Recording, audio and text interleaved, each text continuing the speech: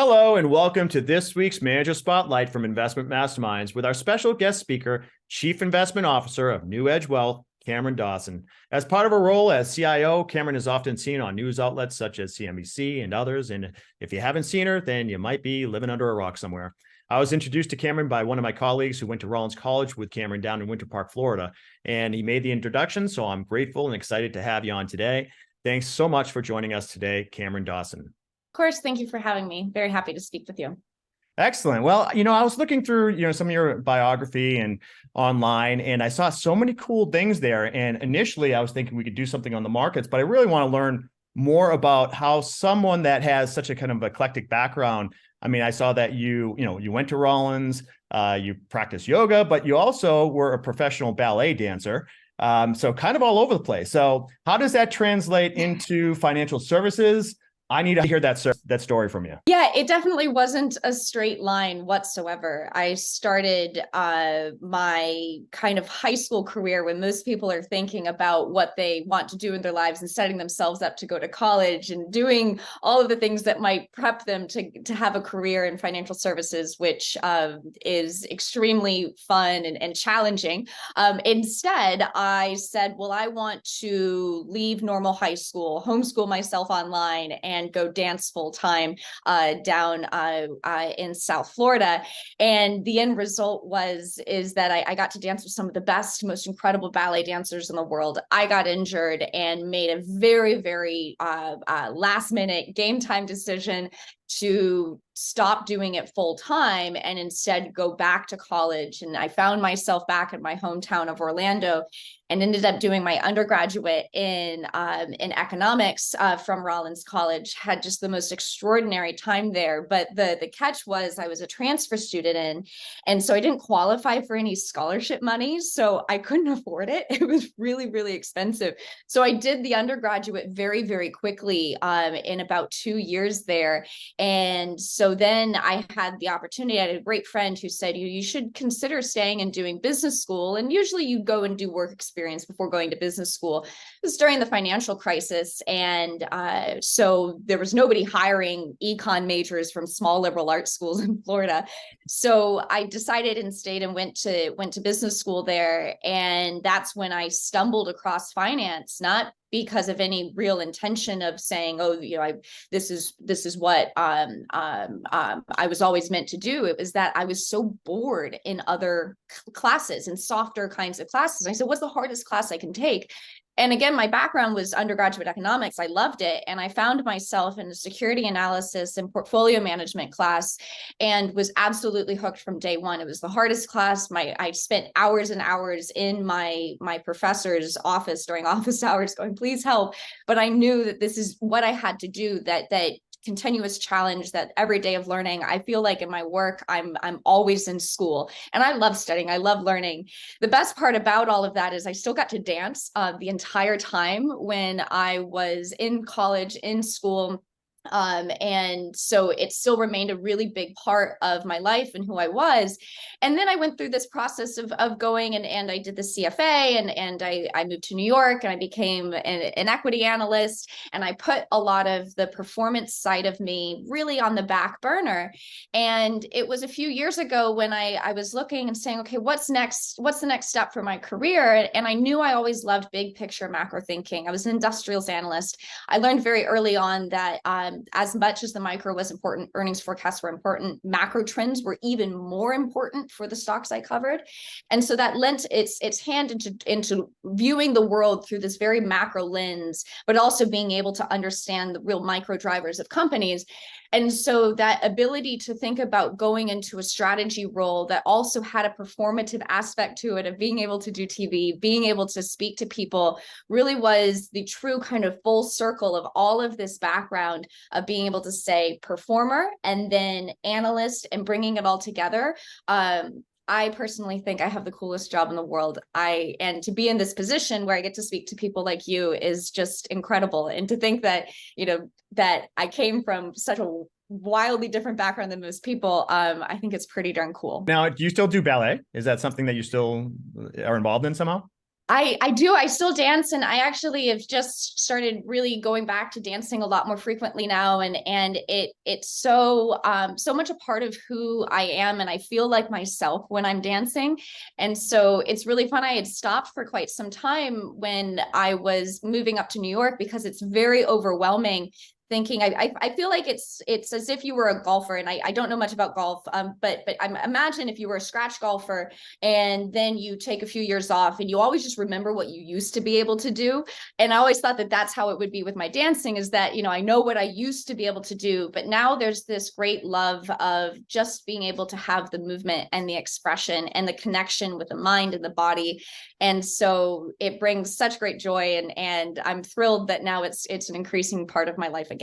And it was funny. We were talking earlier before we recorded the session, and I saw the Teenage Mutant Ninja Turtle behind you, and that kind of is inclusive in that story a little bit. Can you talk a little bit about, you know, the Mutant Ninja Turtles? I thought that was really fun.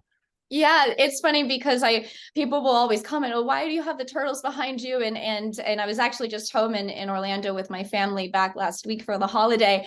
And my dad worked on the films when in the early 90s, in the live action films, and worked with Jim Henson, I had the coolest childhood. So from the time I was young, I have been constantly surrounded by the turtles and by just all the creativity and kind of energy and love that the turtles brought. Is so many people go, that was my childhood, and I go, yes, it was mine too, but probably even to a greater degree. That's wonderful, Cameron. I just, you know, it's amazing that you got to see Jim Henson, and that entertainment background is so cool. I think about my daughter. She's 5 years old, and she loves Irish step dance, and she's getting into gymnastic, and now she wants to join into ballet. So I thought you'd appreciate that. And she really has that, a little bit of that entertainment bug, I think. And what I think is great about you in the way that you present yourself, especially on CNBC and the like, is that you take these very substantive topics and you bring it to the masses in a way that people can understand. So I think people really appreciate. I know that more recently, I've been listening to you talk about fighting the Fed, you know, and don't fight the Fed in the past, and how that may have shifted this year. So you could talk a little bit about the liquidity in the market, and what your thoughts are there. I think that where we thought don't fight the Fed was don't be bullish. This quarter, don't fight the Fed has actually been don't be bearish. This is an observation made by Dan Clifton over at Strategas, who is by far the best policy analyst I've ever known. And he says, look, between the spending down of the Treasury General account at the Fed, which is essentially the Treasury's cash balance at the Fed, that when that cash balance gets spent down, it adds to bank reserves, it adds liquidity into the market, as well as then the Fed's response to SVB, because you saw a big jump in the Fed balance sheet. We could have a debate as to whether or not that's actually net new liquidity. I get it. But the combination of those two things actually added more liquidity in this quarter of 1Q than any other quarter that it was taken out in 2022. So you have this kind of underground phantom liquidity that was added into markets that was sort of unappreciated, except for when you take a step back and you look and you say, well, no wonder growth stocks are up. No wonder crypto assets are up, because those were the assets that got hit the worst in 2022 when liquidity was leaving. And so they get the boost the most when liquidity is being re-added. And then, of course, you have to ask the question, does that liquidity current or tide actually change directions again? And what could cause it to change directions? And so I think that that's likely why we've seen this big rally really since October, because the liquidity surge started with the Bank of Japan in October. And and look, there's obviously a lot of other narratives we can say as to why stocks are up. It could be positioning was really light. Then we got better momentum. Earnings estimates have still gotten cut, but but maybe they're not cut as much as what the buy side is. So the street might be cutting, the buy side might not be. But then I think because the fact that all of this growth is coming from multiple expansion, that really points to more abundant liquidity. Oh, that's a great point. And so thank you so much for giving us some information on the markets there. Before I let you go, I would like to learn a little bit more about your firm, New Edge Wealth, and what type of what type of advisors that find it a good place to work, and what type of clients are you looking to service? Yes. So New Edge Wealth was really born out of this idea of what if you could build a purpose-built platform for the high net worth, ultra high net worth investor, coming with the notion that these kinds of investors can and should invest differently, and that they need a different level of service and capability than what mass affluent investors need. And what we found, and all of us who are at New Edge Wealth came from larger banks, larger institutions. And as the wealth businesses grew at all of these very large institutions, what ended up happening is that you ended up playing to the lowest common denominator, much smaller account sizes. And all of these institutions had practices to serve big accounts. But what ended up happening is they became exception businesses. So you try to do things for your clients, and everything was always an exception, and a real challenge to be able to come up with creative and really beneficial solutions for clients.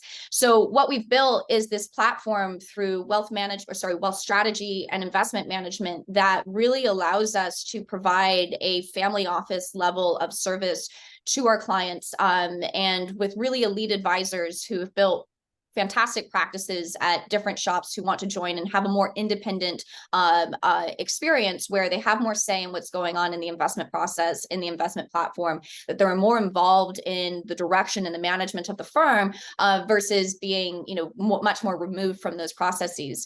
So we also have another business called New Edge Advisors, which is for advisors that want independence but don't need as much support or an involvement, where they want to do more of an enablement platform or back office, that type of support. And these are for successful advisors who just want to take their businesses to the next level and have a strong partner in order to be able to do that. So that business tends to focus more on mass affluent to high net worth, whereas New Age Wealth, we focus on high net worth to ultra high net worth, as well as family offices.